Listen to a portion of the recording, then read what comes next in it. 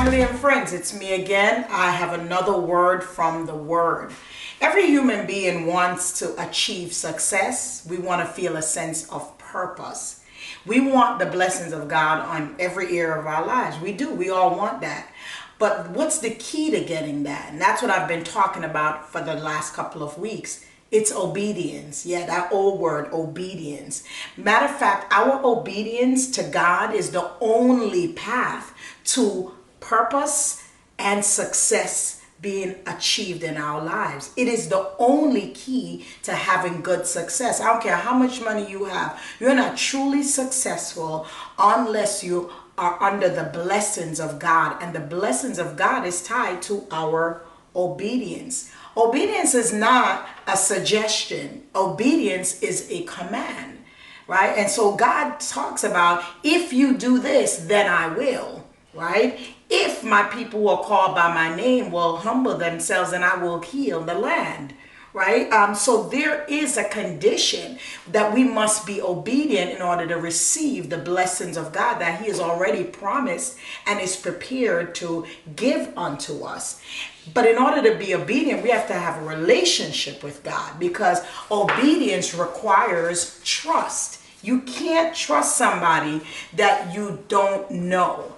And so we talked about that last week, that we've got to trust God. And when we trust God, then we will obey Him. Trust what about God? We trust His character. We trust His power. We trust His promise.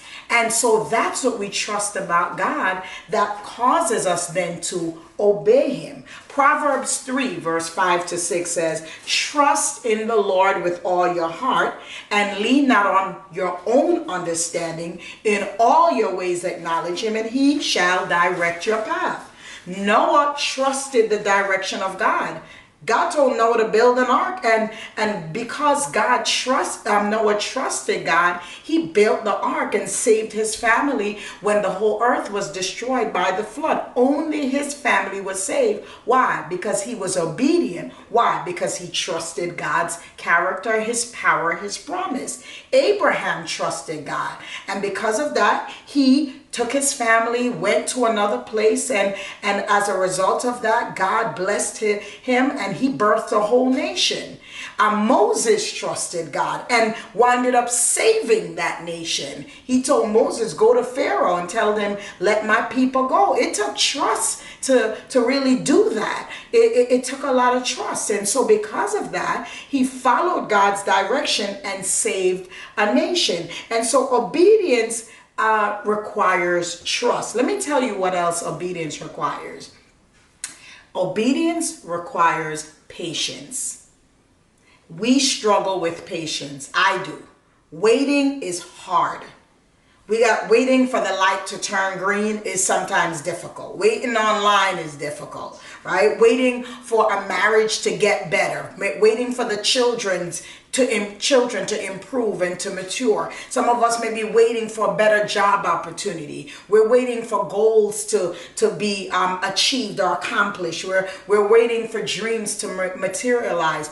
Waiting is very hard, but can I tell you that in every phase or stage of our lives, we will have to wait for something. No matter how old you are, no matter how young you are, we are always in a position where we have to be waiting on something, which means that we've got to learn to wait. We've got to learn to wait. Why? Because learning to wait for patience is important in preventing us from being disobedient. Because sometimes when we are not waiting, we become impatient, and that impatience leads to disobedience. That's what I'm saying, right? So sometimes let's look at Sarah, for example. Sarah couldn't wait on the promises of God that He's going to bless your womb with a child. But it was taking too long. 10 years passed and nothing happened. So Sarah became impatient and just kind of did her own thing by sending her maidservant into her husband. And they did have a child, but it was not the promised child because she couldn't wait. And that had serious implications even up until this day. But then you take a look at Noah, for example. Noah built an ark, right? When there was no rain. It took time for it to build, so that required a lot of patience. And then there was no rain, and he was still building. It was a huge ark, but yet he followed. He stayed obedient. He was patient in building. He was patient in waiting on God to see when is this ark gonna become relevant in our lives. But he kept doing it. He was patient. So obedience requires trust, and it requires obedience. Let's look at Galatians 6 verse 9. It says, and let us not grow weary. In other words, let us not become impatient in doing good. For in due season we will reap if we do not give up. So there are people who are doing good. You're doing all that you can. And what am I saying today? Be encouraged. Don't get impatient. Continue to do good.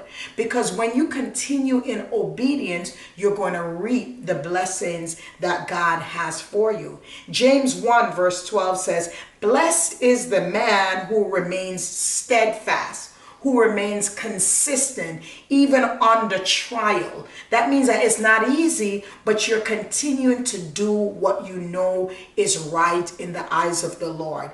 He says, for when he has stood the test, he will receive the crown of life. That represents a reward. There will be honor, which God has promised to those who love him. Psalms 27 verse 14 says, wait on the Lord. Be of good courage, and he shall strengthen thine heart. And then he repeats it. He says, wait, I say, on the Lord. So I want to encourage everyone who's having difficulty in being patient, and sometimes you just feel like being disobedient, just doing your own thing. Be patient.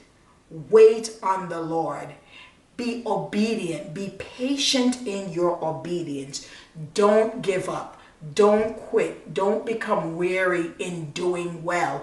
Don't become weary in being obedient.